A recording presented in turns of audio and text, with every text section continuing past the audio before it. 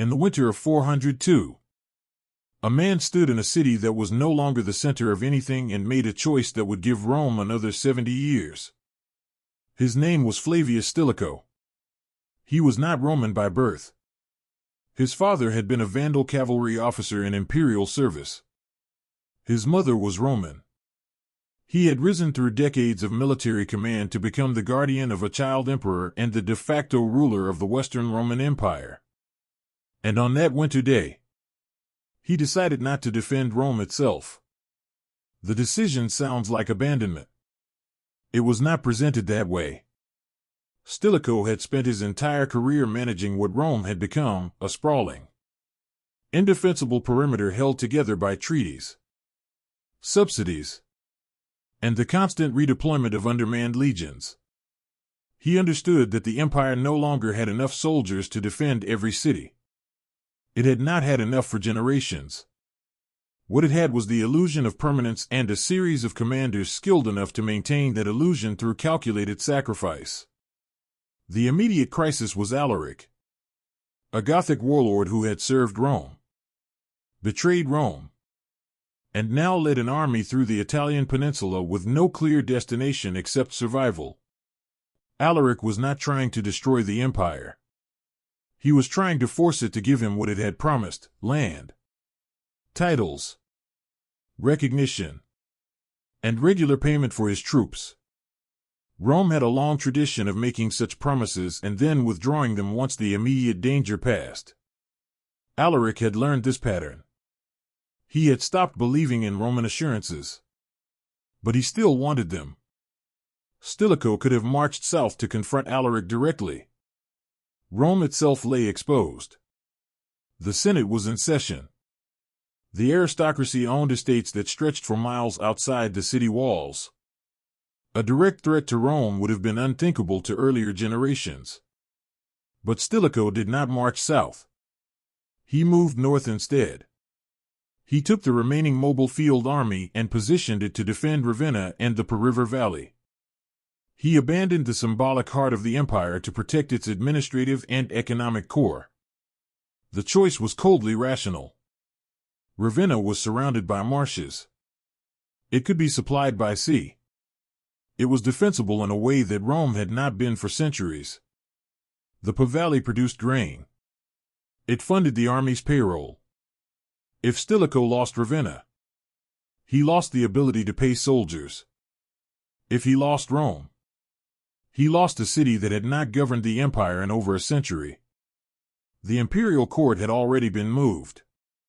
The emperor lived in Milan, then later in Ravenna. Rome had become a monument to itself. But symbols matter in ways that accountants do not measure. Rome had never fallen to a foreign enemy. Not in 800 years. The city's immunity had become part of the empire's identity. To allow it to be threatened, even theoretically, was to admit that the old certainties no longer held. Stilicho's decision announced that Rome was no longer indispensable. It could be bypassed. It could be sacrificed if necessary. And once that idea became visible, it could not be unlearned. Alaric did not sack Rome in 402. He withdrew. Not because of Stilicho's military position, but because disease and supply shortages forced him back into the Balkans. Stilicho's strategy appeared vindicated. He had preserved the army. He had maintained the fiscal base. He had avoided a catastrophic battle. Rome itself remained untouched. The Senate complained. But the Senate always complained.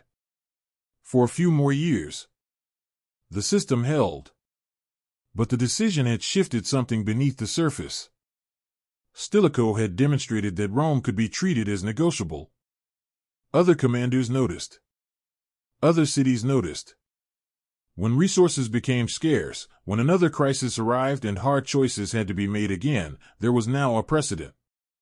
Rome had been weighed against practicality once. It could be weighed again. In 408, Stilicho was executed. The emperor he had served, now old enough to resent being managed, turned on him. The charge was treason. The real crime was probably exhaustion. Stilicho had maintained the impossible for too long. He had kept the illusion functioning through 2 decades of continuous warfare, depleted revenues, and collapsing frontiers. When he died, the system he had sustained through tactical brilliance and relentless improvisation died with him. 2 years later, Alaric returned. This time there was no field army position to block him. There was no Stilicho to negotiate, delay, or outmaneuver him. Alaric's demands had not changed. He still wanted land, titles, and payment. But now there was no one left who understood how to manage the gap between what Rome promised and what it could deliver. The court tried to stall. Alaric stopped negotiating. In August of 410, Rome fell, not through siege, but through betrayal. Someone inside the city opened the Salarian gate. Alaric's Goths entered and spent 3 days looting. They did not burn the city. They did not massacre the population. They took gold, silver, and hostages, then marched south. It was a relatively restrained sack by ancient standards. But the psychological damage was absolute. Rome had fallen. For the first time since the Gauls in 387 BC, a foreign army had entered the city and taken what it wanted. The news spread through the empire and beyond. In Bethlehem, Jerome wrote that the light of the world had been extinguished. In North Africa, Augustine began writing The City of God to explain how such a thing could happen to a Christian empire. Refugees fled to Carthage and Alexandria with stories of desecration and collapse. But the empire did not end in 410. That is the part that gets forgotten. The sack of Rome was a humiliation, a trauma, and a signal that the old order was breaking. But it was not the final collapse. The Western Roman Empire continued for another 66 years. Emperors still reigned. Laws were still issued. Armies still marched. The administrative structure adapted and persisted. And this endurance, this lingering survival, came directly from Stilicho's decision in 402. By making Rome symbolically expendable, he had also made it practically survivable. The empire had learned to function without treating the city as essential. The imperial court had relocated. The army's logistics no longer depended on Rome's granaries. The bureaucracy had decentralized. When Rome fell, the system did not collapse because the system had already been redesigned to function without Rome at its center. Stilicho had not intended to weaken the empire's cohesion. He had intended to save it through ruthless prioritization. But the long-term consequence of his pragmatism was a kind of slow dissociation. If Rome could be abandoned when convenient, then what exactly was the empire defending? The answer became increasingly unclear. Provinces began operating independently.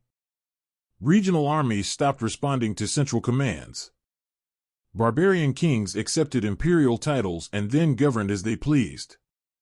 The fall, when it finally came in 476, was barely noticed. A Germanic warlord named Odoacer deposed the last emperor, a boy named Romulus Augustulus, and sent the imperial regalia to Constantinople. There was no battle. There was no sack. The Roman Senate continued meeting. The aqueduct still functioned. Daily life in Italy changed very little. The collapse had been so gradual, so continuously adapted to, that the final moment carried almost no weight at all. Stilicho's decision in 402 gave Rome 7 more decades. It preserved the administrative core. It maintained the army's ability to function. It demonstrated that tactical flexibility could extend survival far beyond what rigid tradition would allow. But it also taught the empire that its center was hollow. That the idea of Rome could be separated from the reality of Rome. That symbols could be managed, sacrificed, and survived. And once that lesson was learned, the slow drift toward dissolution became structural rather than catastrophic.